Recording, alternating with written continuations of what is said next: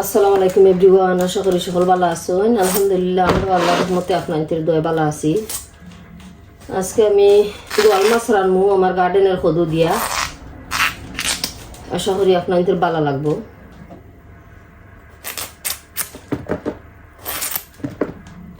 গাছের কদু খাইতে খুবই স্বাদ।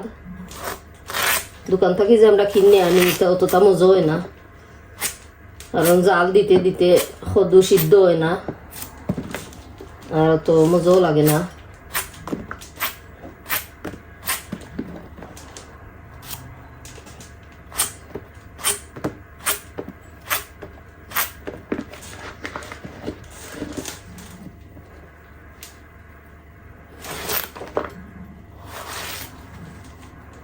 কদু কাটি লিছি, এখন মাছ কাটি লিলাম।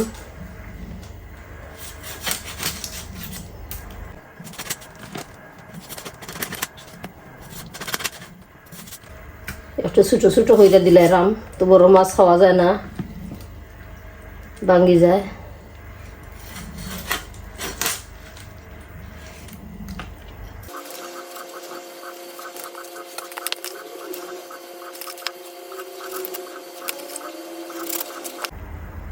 মাছের দাঁত এটা খাওয়া যায় না, এটা ফালাইতে হইব। মাছ কাটা আমার শেষ হয়ে গেছে, এখন আমি লবণ দিয়ে হারি ভিজিয়ে রাখিলিমু।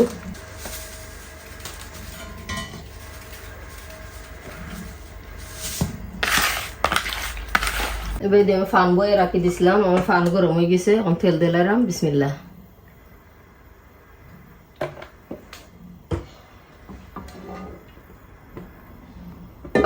তেল দিলাইছি, এখন রসুন দিলাম, রসুন আর পেঁয়াজ।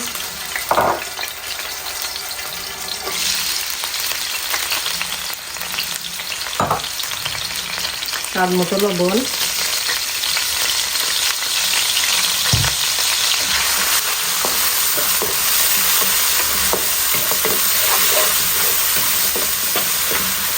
দুই থেকে 3 মিনিট আমি ওলাখান পেঁয়াজে আর তেলে রসুনের লগে মশলারে পেঁয়াজরে কষাইমু। এর বাদে আমি সামান্য গরম পানি দিমু পেঁয়াজ সফট হইবার লাগে। 2-3 মিনিট আমি তেলের লগে কষাই দিছি পেঁয়াজ আর রসুন রে। এখন সামান্য গরম পানি দিয়া গুইরাতে রাখমু।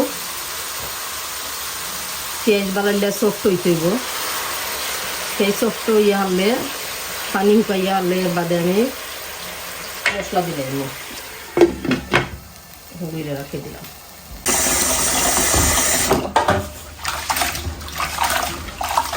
ভাতের চাউল দইলিরাম, ভাতের চারটে বই দিন।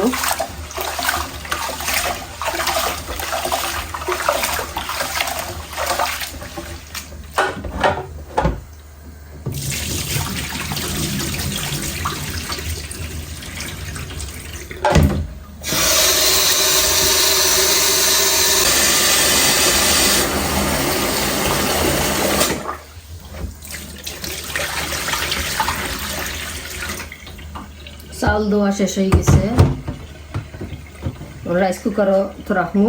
ওই রাইস কুকার দিয়ে ভাত রান্ধিলাই।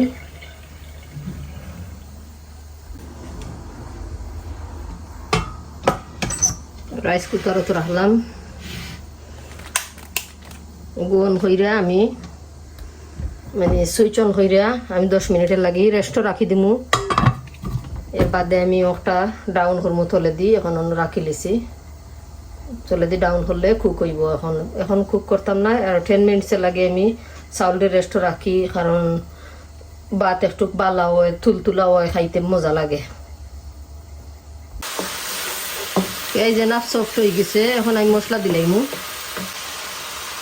হলদের পাউডার, সামান্য মরচের পাউডার, ধনিয়া পাউডার, জিরা পাউডার, সামান্য কারি পাউডার। আরও 2-4 মিনিট আমি মশলার কষাইয়া এর বাদে আমি কদু চাইটা দিলাইমু। কদু 50% হয়ে গেলে আমি বাদে মাছ দিব। 50% নাকি সিদ্ধ হইতে হইব কদু। হাই হিটও আমি মশলারে কষাইমু।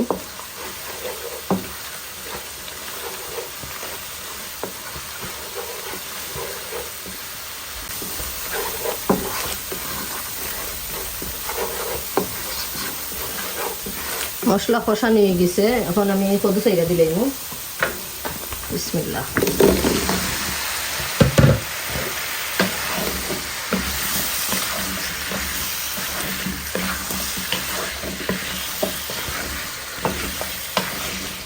যেহেতু কদুর তরকারি এর লাগে আমি মানে মশলা পাতি ওখানটা কমায়া দিছি, মরিচও কমায়া দিছি, মানে সবটাও কম পরিমাণ রাখছি। নর্মাল মাছের তরকারি যেলান রান্ধি ইলাখান নাই। ওগুলো আগুন কমায়া দিয়ে আমি গুঁড়ে রাখি লিমু, কদু থাকি পানি বাড়াইব, ওটা দিকে আর কদু সিদ্ধ হইব।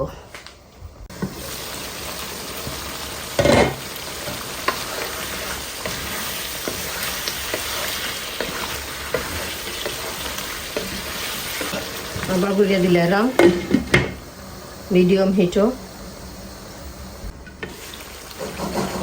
কদু থাকি এনা পানি বাড়াই গেছে, আর কদু আশা করি 70% কুক হয়ে গেছে। আমি মাছ দিলাম চাইডা, মাছ ধুয়ে রাখি দিছি, এখন ছাড়ি দিলাম। আর লগে কাঁচামরিচ ও দিলাম, কাঁচামরিচ একটু বলাইয়া দিলাম, এটা কাঁচামরিচ তো জাল নাই, আর এদিন মরচের গুঁড়া একবারে কমাইয়া দিছি। আর 4 থেকে 5 মিনিট আমি ওলাখান কুক করবো, এর বাদে আমি শিরা ফুটা দিলাম, মানে জুল দিলাম। সামান্য কষা নিয়ে যাক, এর বাদে আমি শিরা দিলাম।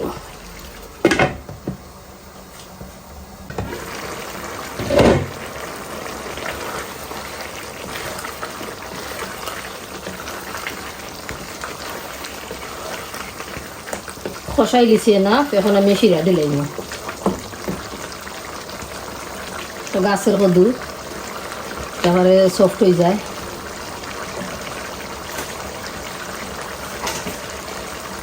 গরম গরম পানি ডালি দিলাম। বিসমিল্লাহ।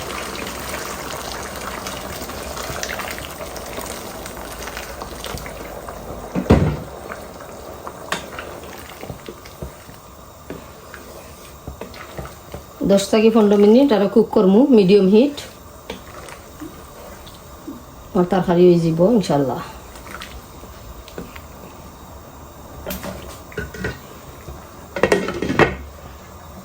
এটা দিয়ে আমার বাত বইয়া তুইছিলাম হয়ে গেছে, রাড়া দিয়া আর সুইচ অফ করে দিব।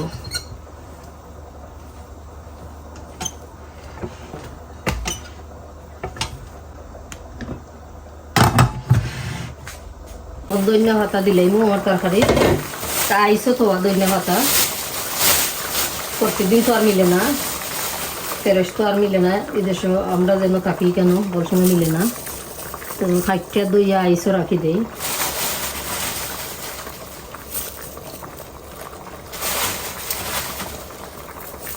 লাউর তরকারির দৈন্য ভাতা না হইলে তো মজাও না, আলাদা স্বাদই লাগে দৈন্য ভাতার।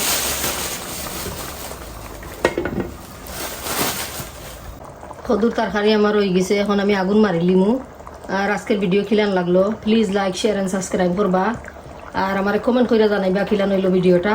আপনারা বেল বাটন অন করে রাখবা, আমার নয়া নয়া ভিডিও আপনারা দেখতে পারবা। আর সকল ভালো থাকুকা, সুস্থ থাকুকা। আজকের মতো বিদায় নিলাম, আল্লাহ হাফিজ।